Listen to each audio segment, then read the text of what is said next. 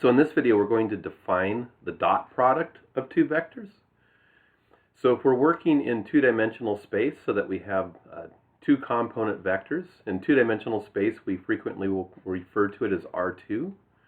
So if we're working in two-dimensional space and we have vectors u and v given in component form, the dot product of u and v is simply defined to be the sum of the products of the corresponding vector elements. So we take u1 times v1, we take u2 times v2, and then we add those products together. So if we move into three-dimensional space where we have three-dimensional vectors, or three-component vectors, the definition is going to be essentially the same. We're going to take the sums of the products of corresponding vector elements, and R3 is frequently referred to as this, R3, three-dimensional space. And we can extend the definition of dot products into n-dimensional space, or Rn, simply by listing the first couple. We could even do just the first one vector component if we wanted to, and then we put the ellipses in, and then u sub n representing the nth component of that vector. So we don't really need the v sub 2. If we go v sub 1 comma dot dot dot comma v sub n, that represents an n component vector, and then the dot product is going to be simply the sum of the products again of corresponding elements. So this is a pretty simple definition, and it's easy to do. The thing to realize is that things get definitions because they have utility. So the dot product is going to be very useful for us as a tool. If we're going to calculate u dot v using the definition on the previous slide, the calculation is pretty straightforward. We have 3, negative 1, 2. We're dotting it with the vector negative 4, 0, 2.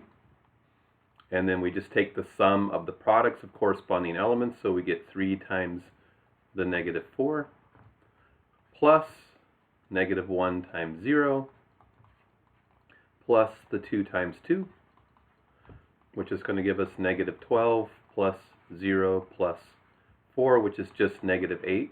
The thing, something to recognize is that a vector can be, the numbers in a vector can represent physical quantities. So I could have a vector, for example, that stores information about Snickers and Milky Way candy bars. So let's say I have a vector that stores the price that or the cost of a Snickers bar. So let's say a Snickers bar cost $2 and a Milky Way bar cost $1 or $2, let's say $2.50. So I could have a vector that stores the cost of Snickers and the cost of Milky Way, and I could actually have a vector that stores how many of each I've sold. So let's say I've sold 2 Snickers, and now let's sell 20 Snickers and 10 Milky Way bars. So if I have a second vector that gives the quantity, the number of Snickers sold, the number of Milky Way bars sold, if I take the dot product of those two vectors, it's going to have physical significance. So it's going to be $2 times 20 bars sold, $2 per bar times 20 bars sold, plus $2.5 per bar times 10 bars got sold. And so when I take this dot product, I get 40 plus 25 is 65. This is actually $65. It would be our net revenue. So if the vector is encoding physical information, that physical information has units, dollars per bar, dollars, or quantity, numbers sold. Then when we take the dot product, we get a quantity that has a physical significance based on the units that were attached to the components of the vector.